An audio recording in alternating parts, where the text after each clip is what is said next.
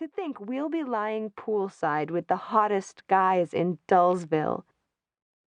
I spotted a painting of Alexander and me in front of Hatsy's diner that still hung on the inside of my locker door. The stars twinkled above us, and we were lit by the glow of the moon. "Well, one of us will be," I said, and I wasn't referring to the fact that my boyfriend wouldn't be able to worship the sun. I had a bigger problem. He wasn't even in Dullsville. Becky must have read my wistful expression.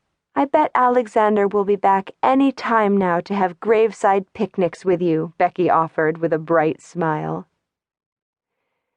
Alexander and his creepy but kind butler, Jameson, had driven the ailing tween vampire, Valentine Maxwell, to Hipsterville in hopes of reuniting him with his nefariously Draculine siblings, Jagger and Luna. After Valentine tried to sink his tiny fangs into my little brother Billy Boy, my sibling and his best friend Henry began questioning his possible nocturnal identity. While Alexander was upstairs in his attic room saving the sickly boy with Jameson's Romanian concoctions, I figured out and confirmed Jagger's and Luna's location, the Coffin Club. And with that, Alexander was forced to leave me behind in Dullsville as he reunited Valentine with his older siblings. Alexander had promised me that he would return to Dullsville shortly. However, what we thought would be an overnight visit to Hipsterville turned into 2, then 3 days, then longer.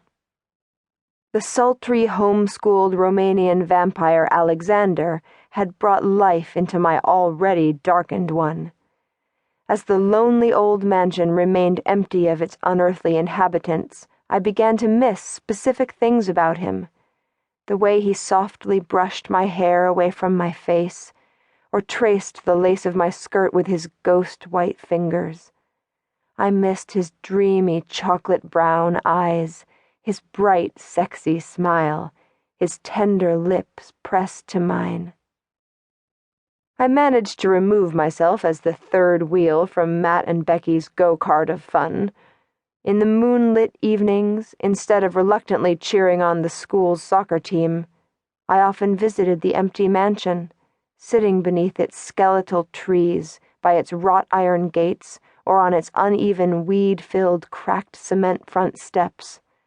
Other times I'd hang out in the gazebo where Alexander and I'd shared romantic desserts and stolen kisses. I assured myself that at any moment I'd see the headlights of Jameson's Mercedes beaming up the winding driveway, but every night I went home alone, the driveway devoid of any hearse-like vehicles. I crossed each passing day off my Emily the Strange calendar with a giant black X. It was starting to look like a one-sided tic-tac-toe game. Occasionally the doorbell rang, and when it did, I'd race to the front door in wild expectation of Alexander wrapping his pale arms around me, scooping me up, and planting me with a passionate kiss. Instead of being greeted by my boyfriend, I was met by the flower-powered delivery woman holding a bouquet of roses. My already darkened bedroom was beginning to resemble Dullsville's funeral home. With each passing day, I wondered what could be taking him so long. Was he once again protecting me from something dangerous and underworldly? My boyfriend, always shrouded in a bit of mystery, only made me love him more. I had secured the painting of us in my backpack and then untacked a special item next to it, my Coffin Club barbed wire bracelet. The Coffin Club. The most gothically haunting night spot in Hipsterville. I'd stumbled upon the hangout when I visited the funky town a few months ago. Unlike any other club I'd ever been to, the Coffin Club was the antithesis of Dullsville High. It was the first place where I really fit in, surrounded by similar taste, style, and attitude. I dreamed of returning there with Alexander on my arm. Only now I was miles away from my favorite nightclub and my favorite guy. I untacked the painting of Alexander and me.